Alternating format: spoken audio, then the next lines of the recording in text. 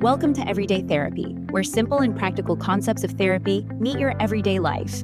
Hosted by licensed marriage and family therapists Brett Cushing and Krista Overson, we're here to help you unlock tools and strategies you need to become the best version of yourself. Whether you're looking for guidance, inspiration, anecdotes, or actionable advice, you're in the right place. Let's dive into Everyday Therapy. Hello and welcome to another episode. Krista and I are excited to share today about the road to recovery, talking about substance use disorders. Also referred to as SUD for short. SUD, yes. SUD. It's funny, we throw these terms around and all these letters, and sometimes people have no idea what we're talking about. So we're talking about SUD, substance use disorders. Very serious topic because it's so prevalent and there's a lot of damage that can be done when people find themselves addicted to various substances and even behaviors. We're not really talking about behavioral addiction, but that's very real and a lot of similarities, and even with the negative outcomes that are a result of that. Exactly. So I think we want to talk about, how common is substance use disorder? What puts somebody at risk? Maybe because there's always, the debate about, is it genetics? Is it, nature versus nurture? And then, of course, how do we treat it? Yes. So, yeah. So let's get into it. Let's get into SUD. Let's do some SUD stuff. And what are we talking about? What really constitutes something as a substance use disorder? And you can hear about that, right? You're at a party. Yeah. Somebody's maybe had a little too much, and someone does their armchair diagnosing and says, well, that person's got a problem. Right. Or like so-and-so's an alcoholic. Yes. So I think there's some good touch points on that. I do, just off the cuff, I think about things like, is the person who's using substances, how many areas of their life is this affecting? That's kind of a go-to for me. So, is it affecting their work, their friendships, all those different things? Sleep, yeah. Health, overall quality of life. And overall quality. Is it really interfering? Exactly. And the person who has some substance use disorder, some addiction, they are probably not the most objective one to come to that conclusion. Yes. And so it's really hard. Other people can see it, but it can be hidden very well from others. Even one's partner can be completely oblivious because at times people with substance use disorders are very good at hiding everything from everybody else and controlling their environment, and others have no idea. And that's really sad because it's such a breach of trust. And I would like to say this at the outset too. People who are suffering from substance use disorders, oftentimes they are the ones, counterintuitively to a lot of people, they're the ones who really want to be out of this addiction, free from this more than anybody else. And others listen to me and say, well, that's crazy talk. I mean, then why don't they just stop, kind of thing? Exactly. I'm glad you brought that point up because I think one of the hallmarks of a substance use disorder is kind of that inability to just stop, right? Yeah. In fact, another kind of symptom, I guess, sign or symptom you could say, is the person continues to use despite having those consequences. Yes. Right? So that could be like a DWI, that could be losing a job. And a lot of, like you were just saying, a lot of people would be like, oh, well, then they should clearly stop because this had such a big impact on their life. But with addiction, it's not usually that simple. Another piece would be tolerance. That's a big one that I think about is, does the person need more and more of this substance or behavior to have the desired effect? So in the beginning, the high might be achieved with a small amount, but over time, with a substance use disorder, you see that the person is requiring more and more of the substance or behavior to achieve that. So that would be another one that I think of. Right. In addition, some common signs and symptoms for substance use disorders when people are having cravings, these insatiable cravings, they feel like, I just have to have this. I cannot not have this. Yep. And that's a lot of times what's happening in the chemistry of the brain, just yearning for it. And it does feel as though for the person, I cannot not go without. Exactly. So the cravings, and as you're talking about with tolerance, the cravings intensify. And then when people don't have their substance, they can go through withdrawal symptoms. Yep. Exactly. So I think too, some people get addicted to multiple substances that they then are like mixing together. I think that would be another thing to pay attention to. And I know with kind of the debate about legal substances, there are people that say, well, I'm prescribed this medication, so I can't be addicted to it. Right. Right. And that could be like pain pills. That could be, stimulant medications, but taken as prescribed, that's a different story. Yes. But sometimes people will say, well, I don't have a problem because my doctor prescribed this to me. It's like, well, that's great. But if you're using more than you're prescribed, or if you're using, doubling your dose on your own or whatever it might be, right, that can be an issue. I like this phrase. I heard it put once. The only difference between medication and poison is amount. Ah, very good. Yeah, so if we're going beyond our prescription, yes, we're entering into poisoning our bodies, right, and developing, these addictive things. Yep, and, exactly.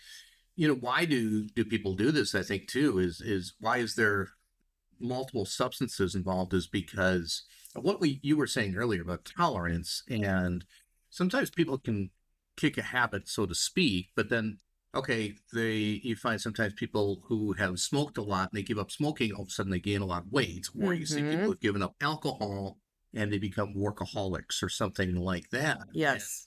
And I think what happens a lot of times, substance use disorder is a very serious problem. And it's not the problem. It starts off as something we develop to self-medicate pain in our lives.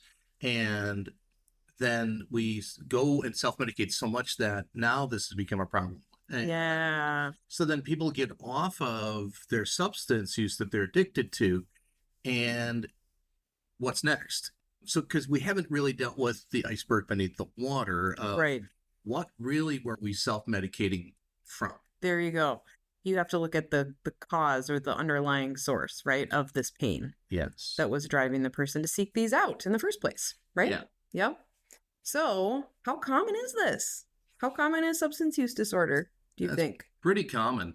It's when we look at some of the studies done in 2022, the National Survey on Drug Use and Health, they found that 48.7 million people, that's about 17.3% of the U.S. population, had a substance use disorder in the past year.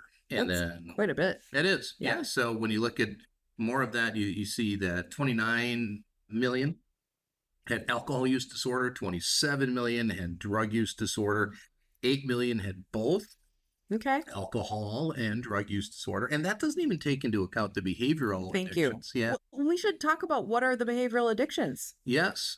I love talking about that because we don't see it as much. I mentioned one already.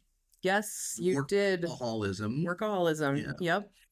Even the term substance use disorder is a little bit misleading, right? Because it implies there's a substance happening. But no, another one I think would be gambling. Ooh, right. Gambling or betting, to get that high and the thrill. Pornography, when we've talked about that. We've done episodes on that. I think 2 episodes on that in the past. Taking a look at porn, I think. Yep. And now I will say that porn isn't officially in the psychological diagnostic criteria as an addiction. I think gambling is. Gambling, I believe, is. Porn is not. I would be very surprised if it's not in the future, as well as some form of media. Yeah, addiction to media phones. Good point. Because that's screens. Yeah, we just can't rake from that. We're so drawn to it for lots of understandable reasons, the way the brain operates. Absolutely. It's pretty widespread when you include some of those behavioral addictions as well. I would be really interested to see a similar survey to the one you were just referencing that would talk about the prevalence, because I think, especially for pornography, it's on the rise in terms of addiction. So, I think in the last 10 years, we talked on our podcast about pornography. Pornography among women When you look at the search engines and the research done there, I think it went up 1,700% in the last 10 years. Whoa. Yeah. So it's definitely on the rise. Yeah. And I think, personally, some people might ask, why? Why is this so prevalent? Yeah. Why is this so popular? It seems like you can get addicted to anything nowadays. When I think there's two aspects of it. One is that it's just the way our brains operate. Yeah.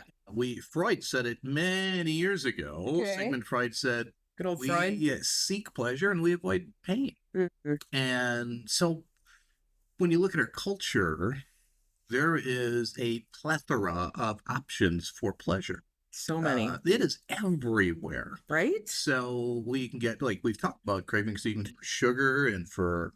Oh, yeah, food. We let food out. Food out. Conveniently. Yeah, I think that might have been a defense mechanism of life. Right, exactly. So we have options in our culture, probably more than any other culture in the history of the world, if you think about it, where we have immediate access to all sorts of things that can bring pleasure. And then when you also add in there pain, so we're seeking pleasure and then we're avoiding pain. Yep. And we've talked a lot about trauma in here too, and how prevalent trauma is for just about everybody. You're going to experience some level of it. Yep. And if it's not addressed and it's suppressed, then I'm going to seek pleasure to avoid dealing with that. Right.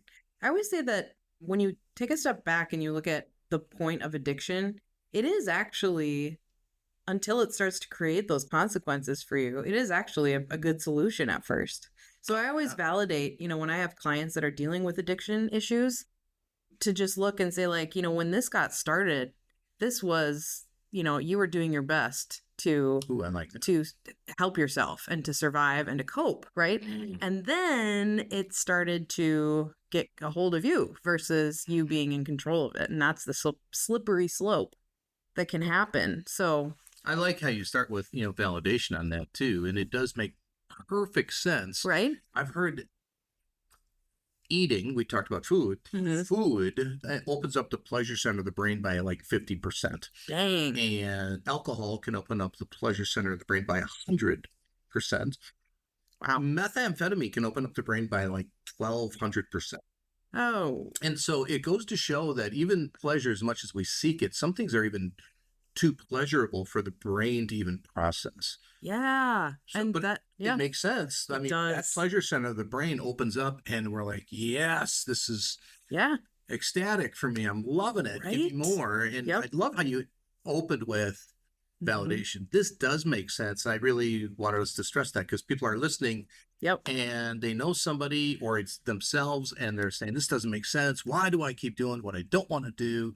Why does this person keep doing that? And we always want to start from, like you said, a point of validation. This totally makes sense. Right. It makes sense at first. And then, it can be devastating if it's unchecked.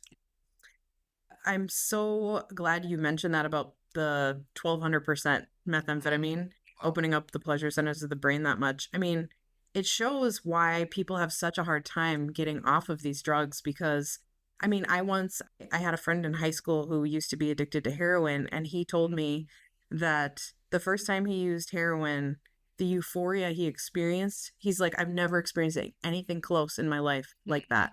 Can you imagine that? Actually, I can't. Right. But it makes, like you said, it makes sense. Why wouldn't somebody want to go back to that? Why wouldn't they want to go back? And then again, once you get sober, because he had stopped using that, but he was almost like grieving because it was like, I know I'm never going to feel that way again, which is pretty wild. It's a profound statement. Yeah, that's a great word, grief. I mean, to grieve that. Yeah. The best, what it seems like at that time, the best of my life is over. And not necessarily true. Well, right. It feels that way. And again, I think there's always more to the story. So in that situation, a person in their recovery process can find things that come close or that right, like that. But I think it's just a matter of you keep seeking until you find that thing. Yeah. So, well, we talked a little bit about how pain. We want to avoid pain. We want to seek pleasure.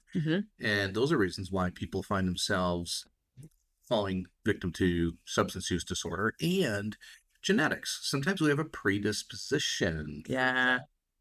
Any thoughts on that, Krista? I mean, other than the statistic of genetics account for at least 50% of addiction susceptibility. That's a lot. Yeah. And I'm sure like there's someone in neuroscience who could like really break this down for us. But that is something that I've heard throughout my life is just like, oh, well, you know, I come from a long line of alcoholics, or I come from a long line of this, right?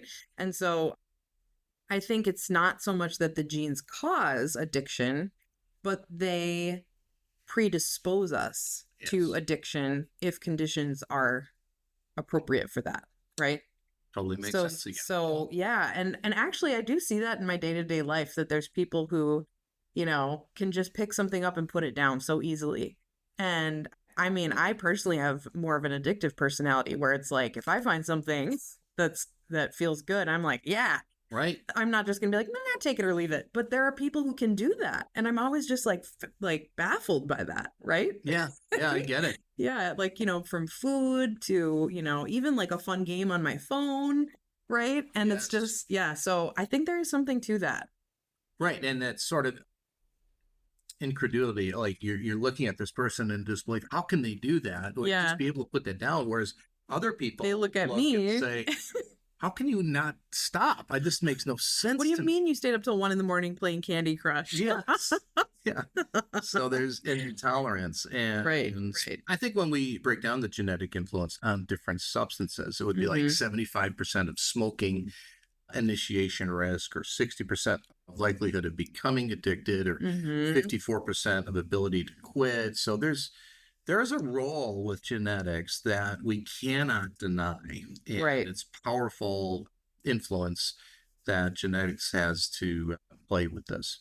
I wonder if, I mean, maybe there's some way of testing this. Like, I wonder if it would make a difference for people to know, like, I'm 60% more likely to get addicted than my peers. Like, maybe that would impact them even picking something up for the first time. Right. Well, and when you think about it too, the simple idea that we avoid pain, seek pleasure, when we're dealing with other mental health disorders, there's a greater likelihood as well of developing a substance use disorder because we're trying to avoid pain and we're seeking pleasure. Or there's research that shows people with ADHD are more prone to substance use because there's a neurological difference in their brain that makes impulse control harder. And so there's this kind of sudden, very immediate attraction to something, and it's like, I'm going to jump on that. It's really hard because they're neurologically divergent. There's aspects of the brain that just operate differently. Totally. That gives people much greater susceptibility and predisposition there.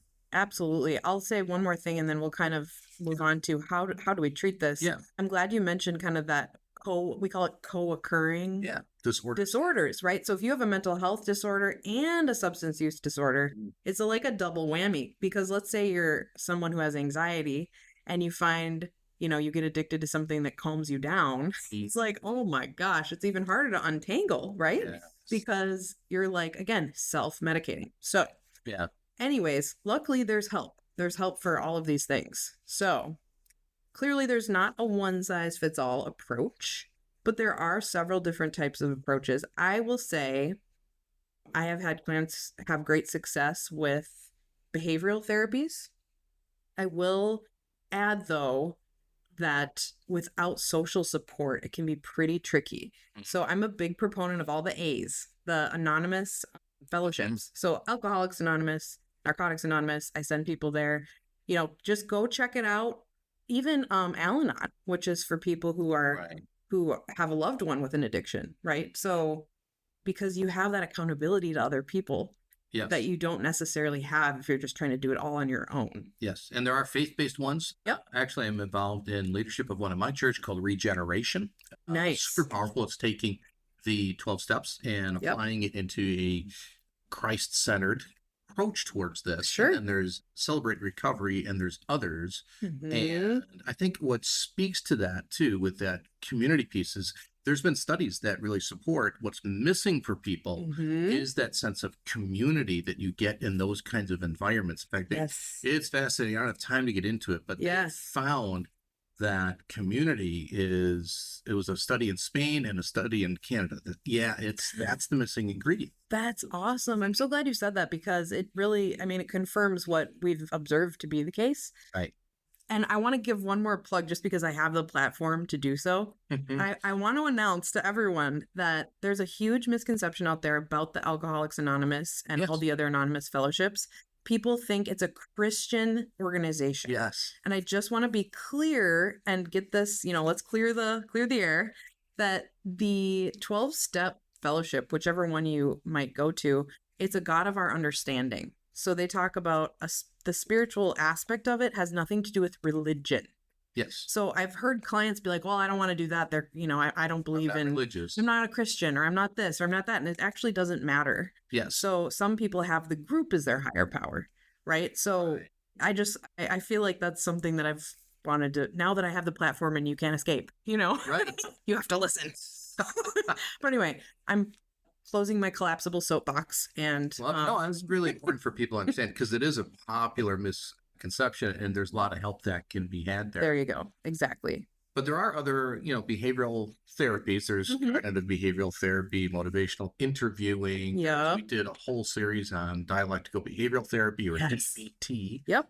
That are all really effective. And then there's medication-assisted treatment where you can get certain medications, methadone and naltrexone and others that you can use that can help with the cravings. It's incredibly helpful. It's not a crutch. It's really, really helpful for people. Exactly. But either way, I think the key is to have the long-term support. Yes. So whatever it is that you choose, and again, there's a lot out there, have it be something that you can really depend on for years to come. Because I think people sometimes make the mistake of they get sober and then they're like, all right, I did it. I'm good. And then something super stressful happens in their life because life be life, right? And then it's so hard not to reach for that old comfort, right? It is hard. And I think that's a good lead into kind of some things we want to close with those myths. Perfect. And one of the big myths that people have is that, just say no. You just don't do this anymore. Can't you see how damaging this is? And I get it because people don't, if you are not addicted to something, it's hard to appreciate and understand. Yeah. But for some people, it'd be like, hey, give up something that's really, really important to you that you do every day. Yeah. And just notice how hard that is. Yeah. And then you multiply the intensity of that craving, by 20 or 100, and you realize how hard this is. It's not an issue, in other words, of willpower. There you go. I think that can't be overstated. So I'm glad you reiterated that. Yeah, it's a medical condition. It's a medical condition. In some of the AA fellowships, it's referred to as a disease, right? Which is a debatable topic, but I think people are trying to highlight that this isn't just about willpower. Exactly. If anything, the more we try to do it ourselves without anyone else's help, the more we can get kind of ongoing issues with it. Yeah, and it can cause even greater relapse too. Right. Exactly. I think another would be people sometimes think like, oh, once an alcoholic, always an alcoholic, or once an addict, always an addict. And so I guess a big clarification would be that treatment is possible. Sobriety is possible, it is. Right? This is a disease that's treatable, or whether you call it a disease or not, it's a condition that can be treated and recovered from.